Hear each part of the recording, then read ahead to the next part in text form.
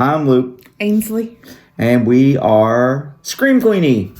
We are horror fans reviewing horror content. And so what we're going to review for you guys right now is a movie that just recently came out, and it's called The Conjuring, The Devil Made Me Do It. Just Friday, actually. Yes, it just came out, right? Correct. So you can see it in the theaters or watch it on HBO Max, which is what we chose to do. This movie, I felt like I want to sit through a movie and not feel like it wasted my time, and I don't know that I can say that about this movie. I concur. There were parts that were promising, but I think it too much followed the formula that all the Conjuring movies follow. And once you've made so many, you kind of need a new formula. Let's not even get into the based on a true story stuff or anything like that, because that's for somebody to decide for themselves. But but I'm just saying you can take the movie and take it as itself if you want to, because you don't believe that any horror movies are ever real. So let's just go ahead and say that. But for some people, that might actually be a draw. I don't know. Okay, so you're more skeptical than I am about that kind of stuff. The way that they portray it in the movie, then I still think there's inaccuracies in some of the ways that it's portrayed in there, as far as like the ways that you would fight it, or if you have faith in the way that you fight it, or anything like that, right? I think some people, the spook factor or fun factor gets increased with that based on a true story tag. Well, definitely, and they try to draw people in with it, and they're still trying to make money off the Lorraine name. Basically, is what's going on, which they did for many, many years, anyways. So, when they were alive, I really liked the first one. I really liked the second one. I do think that for this one, the story was kind of hard to follow. I think that, too, if you didn't have a background in things that you would consider to be like spiritual warfare or whatever it is that they talk about in this, I think it would be really hard to understand some of it. I really do. I come from a religious background to where it was a little easier for me to understand, and it was still hard to follow. Some of it was Catholicism, because there's a ritualistic aspect to Catholicism that... all religion is ritualistic, though. Yeah, but there's more of like kind of an ancient ritualistic... Like a uniformity to it. Like it has to be done the same way every time or something like that. Is that what you're saying? I don't know. I think like evangelicals are more kind of like the concepts and the ideas behind it are more kind of free-willing.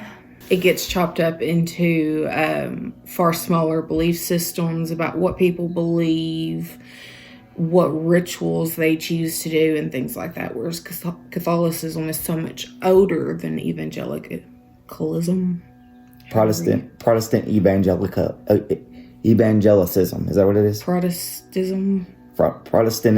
Anyway, Christians that ain't Catholic. There you go. There's a lot to learn about Catholicism, and I feel like this has taken a very weird turn from the movie. But I think it goes to the fact that the religion that they focus on in the movie is Catholicism. Okay. It's based on Catholicism. And so I think the fact that it's so deeply steeped in Catholicism can make it far more difficult to understand, even for people who are raised religious, just not Catholic. All of that long-windedness to say that. I felt like, okay, so I feel like that Patrick Wilson and Vera Farmiga, is that her name? Vera Farmiga. Yeah, Vera Farmiga. I feel like that they do a good job portraying their characters. They're likable. I like them both as actors. Yeah, and they make the characters likable regardless of your feelings about the real people or whatever. Of Ed, but they make Ed and Lorraine. They make them likable people that you want to root for. Definitely their whole love story.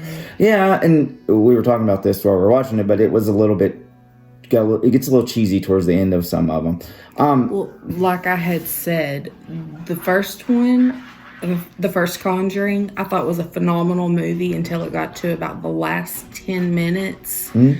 And then I think it just became the stupidest thing in the world.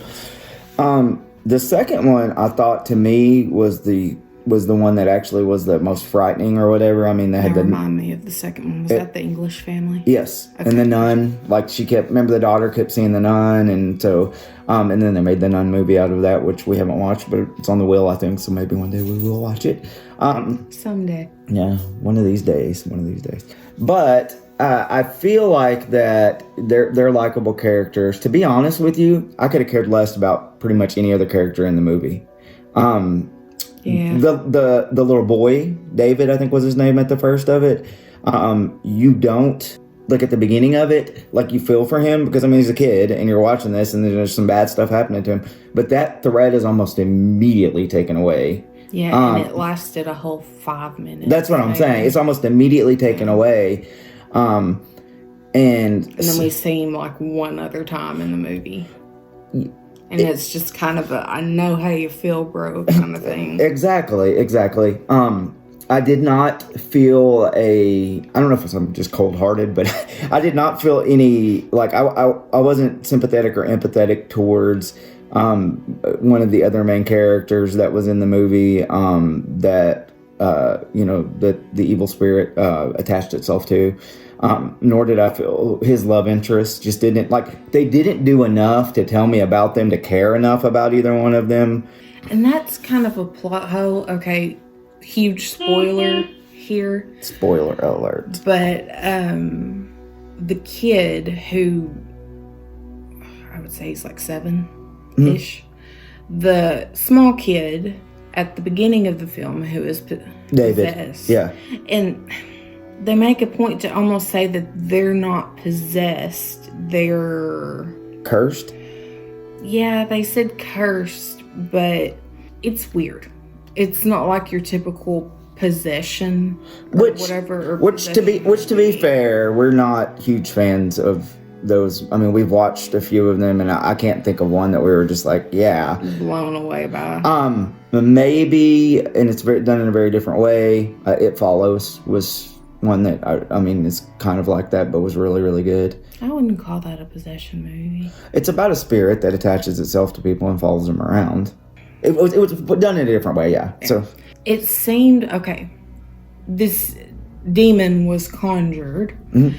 The purpose of the possession of the child is the same reason as the possession of someone else who's still a kid but slightly older in the rest of the movie, but how they experience their possession is far different, and I find that a big plot hole, and that kind of didn't make much sense to me.